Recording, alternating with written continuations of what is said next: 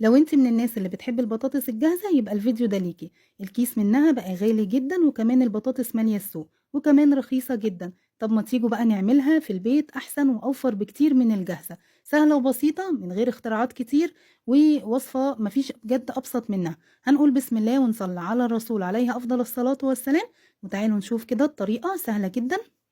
جيبي كمية البطاطس اللي انت محتاجاها، وتحاولي تجيبي البطاطس اللي هي لونها ابيض الطويلة شوية بالشكل ده.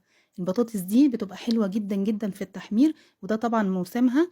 حلوة جدا في التحمير. انا بجيبها كده كلها حجم واحد زي ما انتوا شايفين كده، عشان انا ببقى عايزة الصوابع بتاعتي تبقى كلها كده حجم واحد وطول واحد. هقشرها بقشرة البطاطس، وبعد ما اقشر الكمية بتاعتي كلها معايا بقى، غسلتها طبعا كويس جدا بعد ما قشرتها. وبعد كده معايا طبق فيه ميه، وهقطع بقى البطاطس بتاعتي صوابع، واحطها في الميه على طول مباشره علشان ما تسودش معايا. انا بقطعها بالطريقه دي، بتبقى كلها حجم واحد زي ما انتوا شايفين كده. عايزه تقطعيها بقى على القطاعه براحتك، عايزه تقطعيها على ايدك برضو براحتك جدا. انا بحب جدا اقطعها على ايدي، ودي اسهل طريقه بجد في التقطيع. بجيب كده حبه البطاطس، وبعد كده بقطعها كده كلها بالشكل ده. وبعد كده بقطعها، بتبقى كأنها متقطعة في قطعة البطاطس بالظبط. بتبقى كلها طول واحد وحجم واحد بالشكل اللي انتوا شايفينه ده. طبعا قطعت بقى الكمية بتاعتي كلها وحطيتها في مية على طول. غسلتها مرة واتنين وتلاتة لحد اما المية بتاعتي بقت لونها ابيض خالص شفاف، ما فيهاش اي لون من اللون بتاع البطاطس. معايا حلة كبيرة كده فيها مية بتغلي، حطيت فيها معلقة نشا، معلقة ملح كبيرة، وكمان ربع كوباية من الخل، وكمان معايا معلقة صغيرة من البيكنج باودر. اول بقى ما حطيت الاضافات دي كلها في المية بتاعتي، خليتها تغلي مرة كمان. وبعد كده هنزل بالبطاطس بتاعتي بالشكل ده. اول ما احس ان ابتدت تغلي معايا هشيلها على طول. هي انا مش عايزاها تغلي، يا دوب بس هتبتدي تغلي.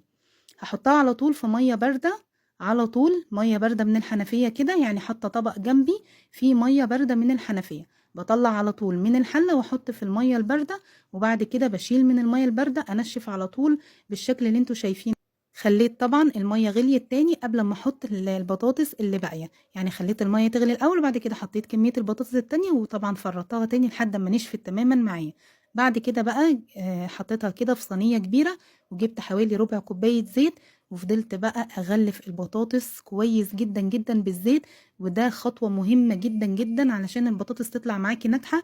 تفضلي كده تدعكي في البطاطس كده علشان تغلفي كل حبة بطاطس، او كل صباع من البطاطس كده تغلفي. نغلفه كده كويس بالزيت كويس جدا بالشكل اللي انتوا شايفينه ده.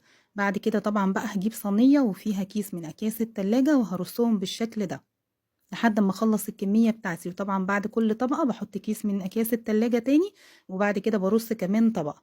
لو انت بقى حابة تعملي الطريقة التانية اللي هي بعد ما تسلقي البطاطس بتقليها نص قلية، وبعد كده تشيليها في الفريزر براحتك خالص. انا شايفة ان النتيجة في الاخر واحدة. دخلت البطاطس في الفريزر على طول بعد ما رصيتها لحد تاني يوم، وكل حبة بطاطس ملازقين في بعض او متلجين كده في بعض.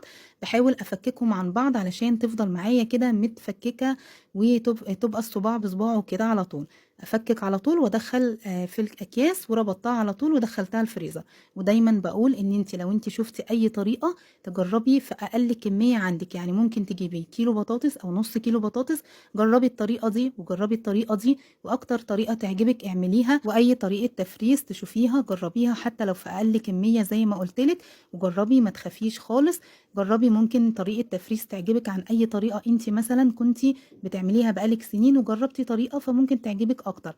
الزيت سخن جدا، وطلعت البطاطس من الفريزر على طول وهي متلجة كده. حطيتها في الزيت على طول وهو سخن. شايفين ما شاء الله طالعة متحمرة ومقرمشة وجميلة جدا.